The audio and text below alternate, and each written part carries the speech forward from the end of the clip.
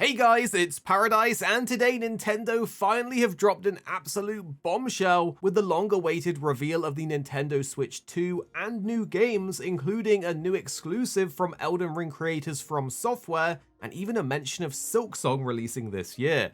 We have all the juicy details, launch games, hardware upgrades, and some seriously impressive surprises to unpack here, so let's dive right into it while keeping this recap nice and concise for you. First up, we finally have the release date, so mark down on your calendars because the Nintendo Switch 2 is officially launching on June the 5th of 2025 this year.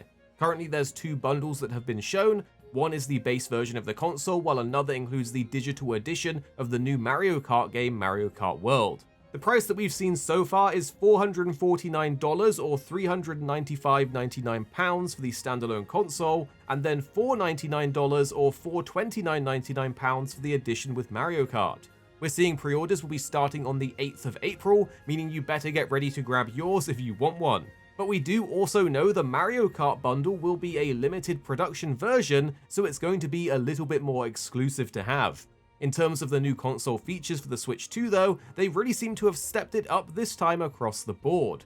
The new Switch boasts a bigger screen with double the pixel count compared to the Switch 1. It also supports up to 120 FPS and HDR for better visuals. But the real gamer in us is going to appreciate the massively increased internal storage size of 256GB, which is 8 times more than the original Switch. The redesigned Joy-Cons feature the magnetic attachments that we saw previously with a handy release button on the back, with improved buttons and better Joy-Cons that hopefully will reduce any drift.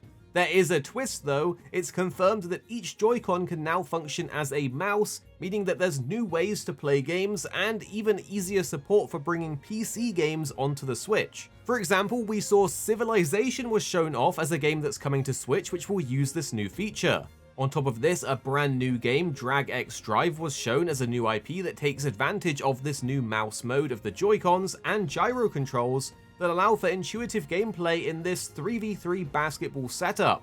Going back to the console though, there is a new noise-cancelling microphone built directly into the console itself, and it's meant to be usable even while it's docked, and this is an important feature as there's the new game chat that we'll cover soon. Speaking of the dock though, this one will now support up to 4K output, although it will be locked to 60 FPS. But the console does now have two USB-C ports and, interestingly, will exclusively support the new high-speed micro SD Express cards, but that does mean it won't support the older SD cards of the original Switch. So you will need to transfer your data over instead of just swapping the SD cards. There's also a kickstand on the back for extra stability, but I do wonder how stable it will be. Something that I was really happy to see though is the brand new Pro controller featuring additional GL and GR buttons on the back, meaning that you can assign your own controls to games in a similar way to the Pro Edition controllers for Xbox and PlayStation.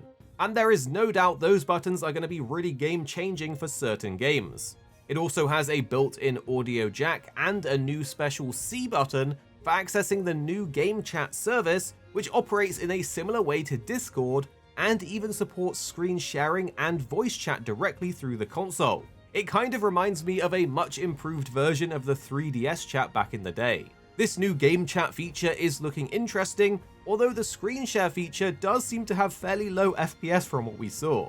However, there is a new accessory that can utilize both the new game chat feature as well as games themselves, such as Mario Kart, where you can put yourself in the game using the new Nintendo Switch 2 camera. The salt is going to be crazy seeing your friends' faces as you pull off Mario Party nonsense, stealing all their stars. But what about the new games? Well, Mario Kart World is a launch title exclusive for the Switch 2, featuring a new open world experience with seamless transitions to other maps, new mechanics like grinding and tricks, overall increased player counts, and the ability to free roam, to explore, use photo mode, and go co-op coin hunting. Nintendo seriously went big with this one, and it will probably change the way that Mario Kart feels to play. So Mario Kart fans, what are you thinking? Do you love this, or are you cautious about these massive changes? We have seen that Mario Kart World will be $79.99. Perhaps this is the standard new price for Switch games. We'll have to wait and see. In addition to this, there's another launch title called the Nintendo Switch 2 Welcome Tour, which gives various breakdowns and details on the Switch 2 console itself, with minigames and modes that utilize the new features of the Switch 2. It actually makes me think of how Astrobot launched with the PlayStation 5 and showed off all of the features of the new haptic controllers. But the interesting thing is, this game is not a free game, it's a paid digital title, so I'm not too sure about this one. It does look fun though and would be nice to try out to get to grips with the Switch 2, but I'm thinking maybe this should have just been included with the console. On top of this, there's another new game, and it's a Donkey Kong game that actually has me hooked. It's Donkey Kong Bonanza. It kind of reminds us of Mario Odyssey, except of course you're Donkey Kong, and you can smash your way through pretty much everything across a range of environments with enemies and bosses. We saw Donkey Kong smashing through the ground to dig up coins, throwing rocks and more. It looks like a blast. We know it's releasing on the 17th of July, so there is a bit of a gap between the Switch 2 release and this game releasing. Now, for any fans of Smash Bros, if you're wondering what the creator has been working on, it's been revealed that Sakurai's new project is Kirby Air Riders. There wasn't any actual gameplay for this, but we know that the game is building off of gameplay of the 20-year-old Kirby Air Ride and will release in 2025.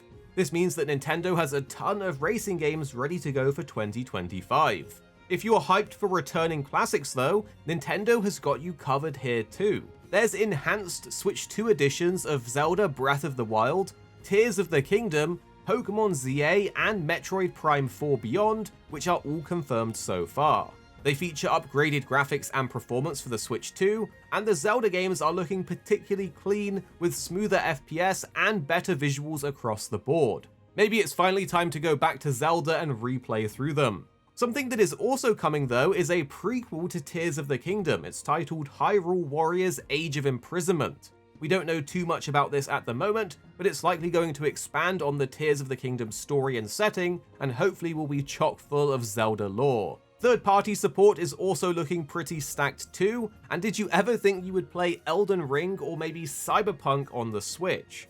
Well, Elden Ring the Tarnished Edition is here, as well as Street Fighter 6, Hades 2, Cyberpunk 2077 Ultimate Edition, Final Fantasy VII Remake Intergrade, and even FromSoftware's brand new game, the Duskbloods, that are on the horizon. As a big fan of FromSoftware games, it was so exciting to see that Elden Ring will be coming to a new audience, but the bigger reveal was this new game, the Duskbloods. When the trailer was shown, we actually thought this was Bloodborne 2, but it does look like they're actually going for a slightly different vibe.